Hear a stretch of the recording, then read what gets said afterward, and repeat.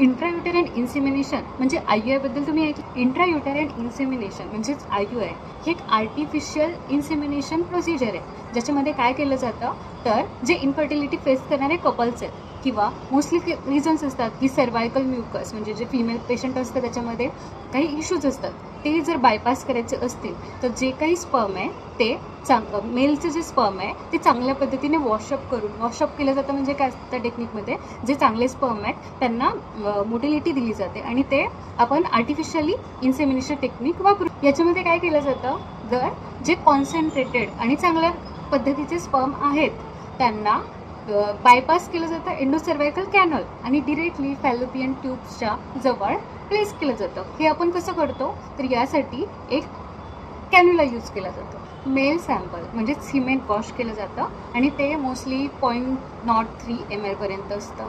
त्याच्यामध्ये काय असायला पाहिजे तर मिनिमम 1 मिलियन स्पर्म असले पाहिजे और 10 मिलियनपेक्षा जर जास्त असेल तर त्याचे सक्सेस रेट जास्त आहे.